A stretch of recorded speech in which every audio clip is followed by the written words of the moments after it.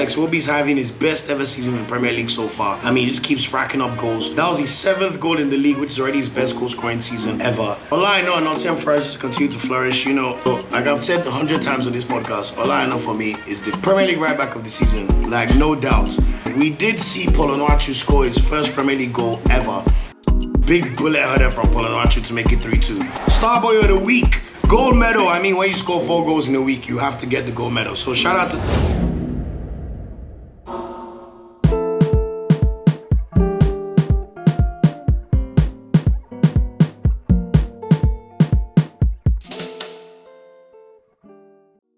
Hello listeners and welcome to episode 115 of the Nigerian Football Weekly podcast. Me, your host, Uche. Today I've got another bumper episode for your listening pleasure, and boy did we have a good week for all our Nigerian footballers. So without any further ado, let's get into it.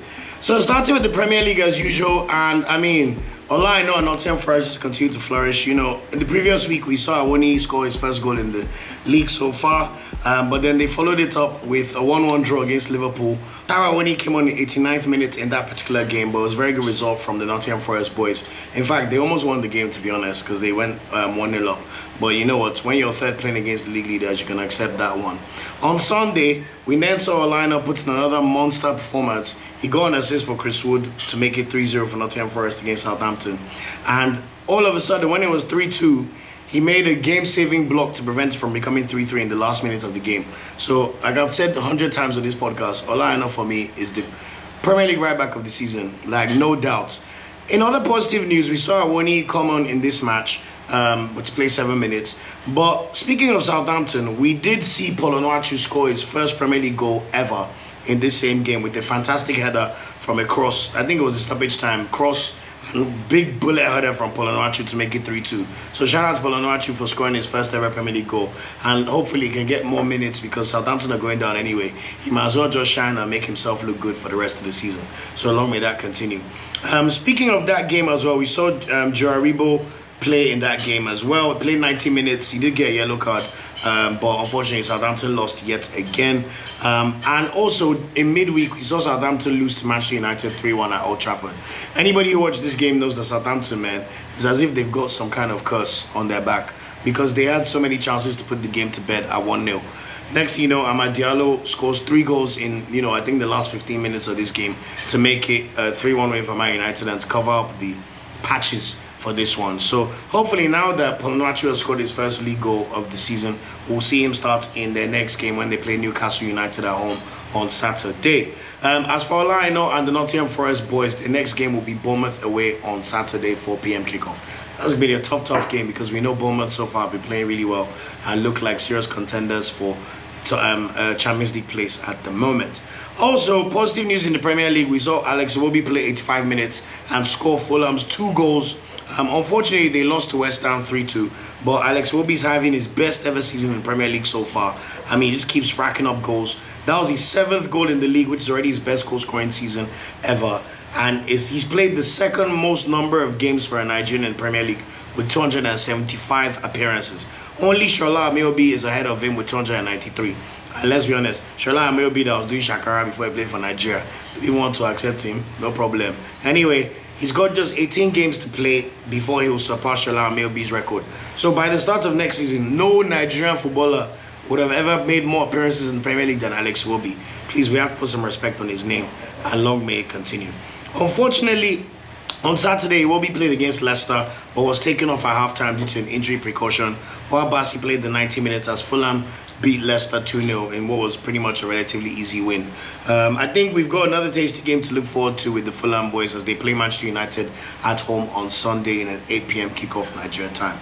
So look out for that game. And to be honest, the way Ruben Amorim's boys are playing, safe to say I expect Fulham to win that game quite comfortably. So let's see how that goes. Other results to look out for that happened over the weekend in the Premier League. We saw Bournemouth thrash Newcastle 4-1 at St. James's Park. Safe to say that was a surprise for everybody, but you know what, Bournemouth, they're just this lean, mean machine. Justin Kluivert getting a hat-trick, his second hat-trick in the Premier League this season, and obviously his father played for Newcastle for, I think, 1 or 2 seasons. We know it was not the peak of his career compared to Ajax or Barcelona, but still, what a nice moment for him to go to St. James's Park and dunk on them over there. We also saw Jean-Philippe Mateta scored 2 goals for Crystal Palace. They beat West Ham 2-0 away. West Ham had a red card, but you know what, Potter ball, I want to see you rise. Liverpool, I mean, what a fantastic swing in terms of the Premier League title race. Liverpool beat Brentford 2-0 in the 3 p.m. kickoff. It was 0-0 until stoppage time, and then Darwin Núñez scored a brace. Fantastic brace. And Arsenal, on the other hand, who played in the late kickoff on Saturday, were winning 2-0 against Aston Villa. So that could have been a swing that would have reduced the gap to 2 points. But instead, typical Arsenal, I know. I don't even know what to say. Arsenal end up drawing 2-2 against Aston Villa, and I just have no words for that kind of rubbish, to be honest. So Liverpool, congratulations on your title. You know, it's been an interesting run, but I'm not here to talk about Arsenal. Maybe I'll dissect them one day and just talk about my feelings on Arteta and the way things are just going pear-shaped at the moment. So anyway, shout out to Liverpool for that win. Also, we saw Everton thrash Tottenham. You could call it a thrashing, because really, even though it was 3-2 at Goodison Park, David Moyes back getting victories. Everton outplayed Tottenham, man. Tottenham have got 12 losses from 22 games this season, and long may it continue. When they were celebrating losing to Man City last year, which would have still given them a chance to make the Champions League, I realized that that team is literally cursed. Their mentality is from the gutter, so they don't even deserve any sympathy. Long may that rubbish continue over there. And then, of course, Man United lost 3-1 to Brighton. Brighton have now beaten them in 6 of the last 7 games they've played against Manchester United. And honestly, this was an absolute thumping.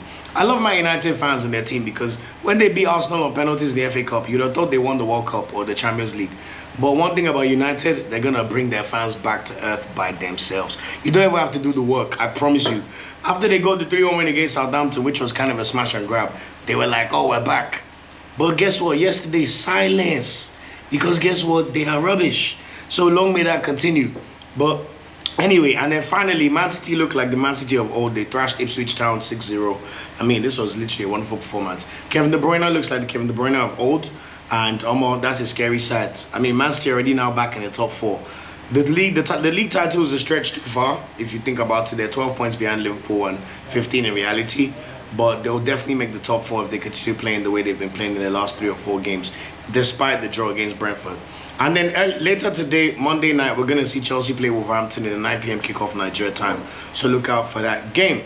In terms of fixtures to look forward to for the next week in the Premier League, we will see Brighton host Everton in the Amex Stadium. There's no early kickoff on Saturday. Liverpool host Ipswich Town, so Mo Salah, we expect you to go run riots for FPL reasons, you know. I don't know what's happened in the last few games, but we're on to you, man.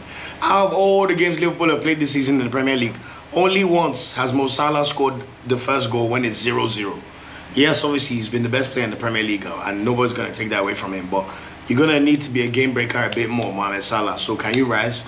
Also, 4 p.m. kickoff, we're going to see Southampton host Newcastle at St. Mary's. Let's see if Onuachu can start that game. That would be lovely to see. Wolverhampton hosts Arsenal at the Molineux. So let's see what happens in that game. Although right now, my confidence in my club is at an all-time low, at least in this Arteta period of us challenging. Bournemouth then hosts Nottingham Forest, which should be a very, very tasty game at 4 p.m. kickoff. And then we've got the big one for the weekend with Manchester City hosting Chelsea at the Etihad in the late kickoff on Saturday. On Sunday, we'll see Tottenham host Leicester City at home, and Crystal Palace will also host Brentford, similar time kickoff on Sunday. Aston Villa then hosts West Ham at Villa Park, so that should be a tasty game before we see Fulham and Man United wrap up the action on Sunday night. And of course, I already expect Fulham to do well or better in this game. How does the table look in terms of the top 4? Liverpool still top with 50 points. You got Arsenal and Nottingham Forest 6 points behind at 44 points. But of course, Liverpool have a game in hand on us. 6 points further back, we've got Manchester City in 4th. They are tied on points with Newcastle, who are currently 5th. But of course, Chelsea, who played today, are 1 point behind at 37 points. But if Chelsea win, they will go to 4th place and be on 40 points. The best thing to just say about this season is there's a 5-point gap between 4th place Man City and 10th place Fulham. So there's going to be a serious ride for the top 4. I mean, teams like Bournemouth, fantastic football. Villa, Brighton, Fulham, all having really exceptional seasons. And you know, it's really nice to see as an Arsenal fan, because I'm a United hater. Man United are 13th, 10 losses out of 22 games, 13th place. Tottenham even better, 12 losses from 22, 15th place. Tottenham are literally 8 points safe from the relegation zone. So long may this rubbish continue at their team. But of course, the sad part is all the promoted teams are currently occupying the bottom 3 places, which is a trend we've tended to see in recent Premier League seasons. But if one team could step up, I would say Ipswich Town. Moving on to Serie, Ademola Lookman played 80 minutes in Atalanta's 1-1 draw against Juventus. It must be said that Atalanta's title bid has faltered, man. They're going to finish third. They just need to focus on the Champions League and other priorities because crunch time, they have not crunched like they should have crunched. He then scored yesterday as Atalanta lost 3-2 at home to Napoli, but he scored an incredible goal. His goal was fantastic, and that was to make it 2-2. However, Romelu Lukaku scored the winner in the 77th minute with a fantastic header, and Napoli, man, oh my God, they're rolling. They've just lost Kvaratskhelia. Osimhen is already gone, but Conte is just pushing his winning team. If you go and see the way Scott McTominay is playing in Napoli, you won't believe it. He scored a fantastic goal as well. So now Atalanta is 7 points behind Napoli. So I think it's safe to say Inter and Napoli will battle for the league, but still no, shame in Atalanta considering their squad size and their level.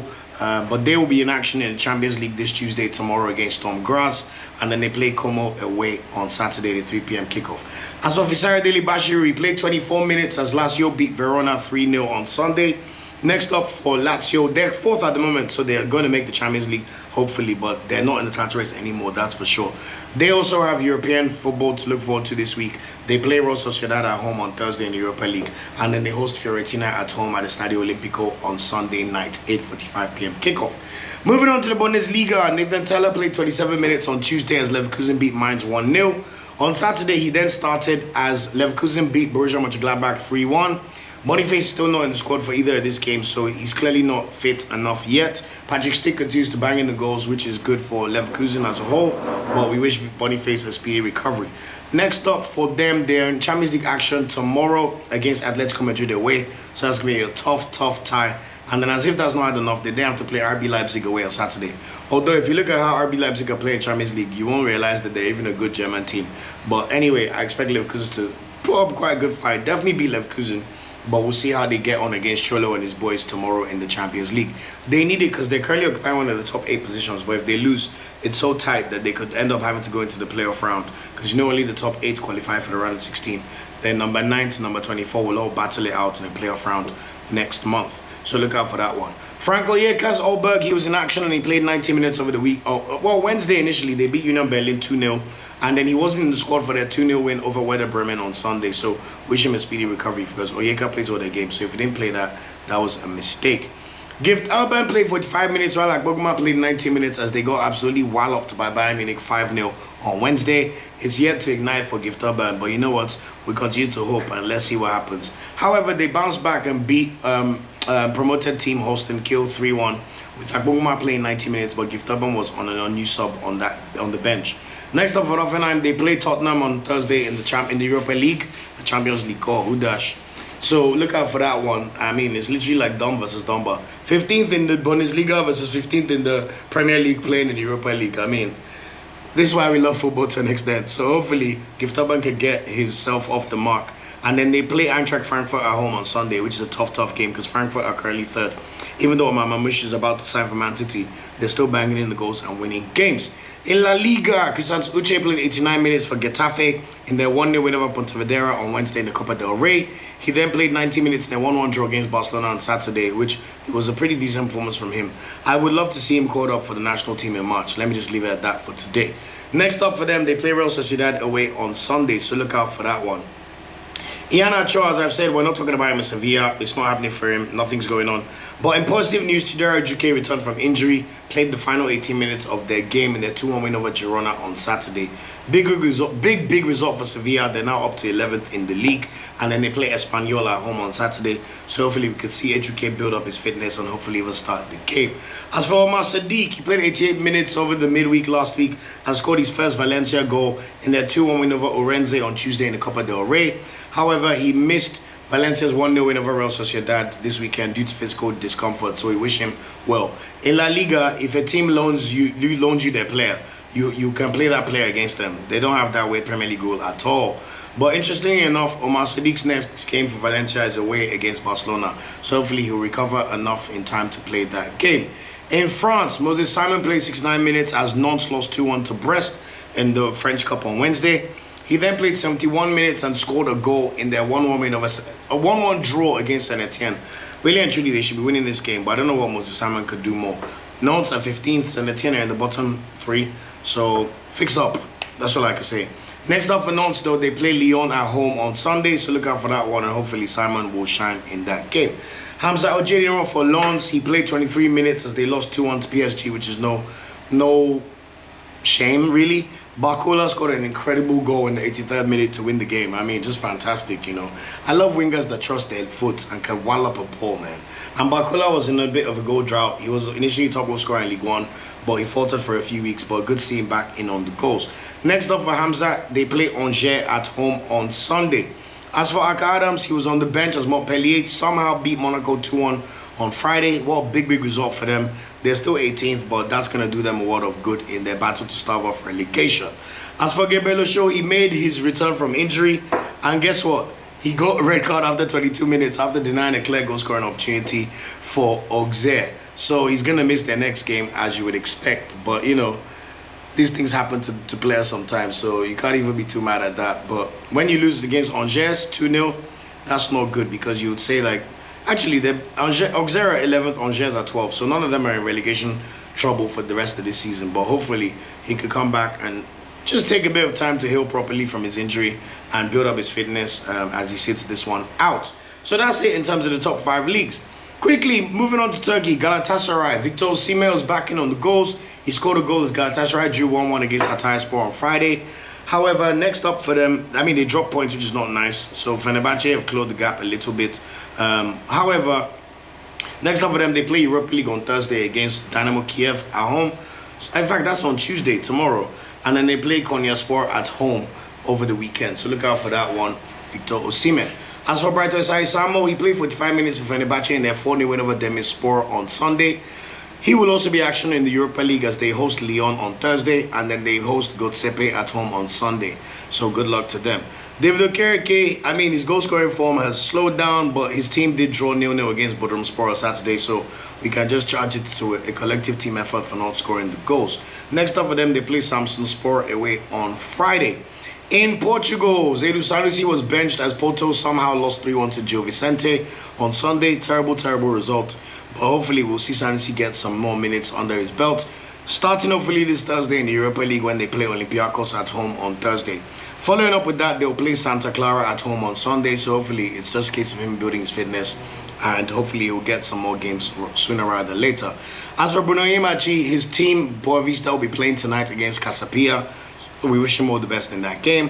And then after, they'll play Braga away on Sunday. Moving on to Belgium, Tolora Godare scored a goal yet again. Played 75 minutes as Genk lost 2-1 to Club Brugge in the Belgian Cup. He then came off the bench and played 18 minutes in their 2-1 win over KV Mechelen on Saturday.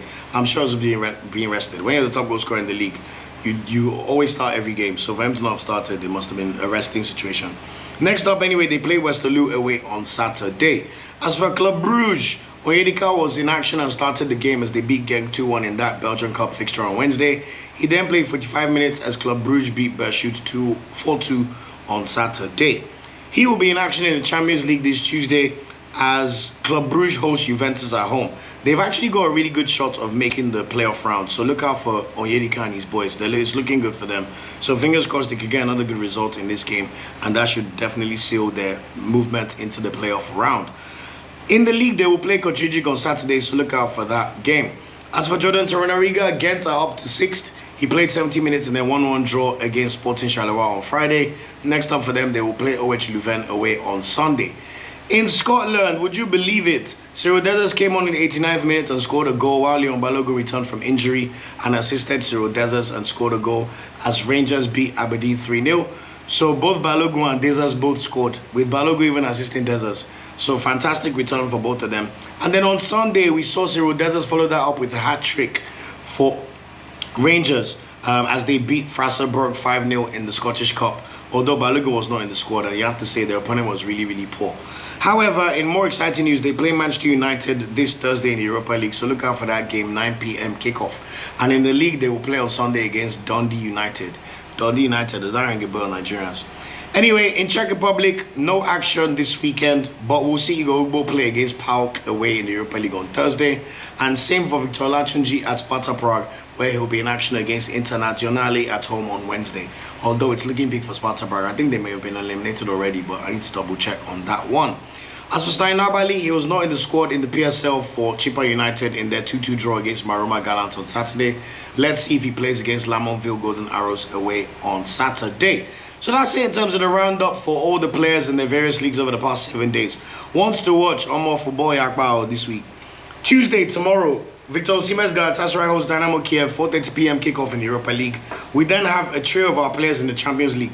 Ademola Lookman's Atalanta plays Sturm Graz.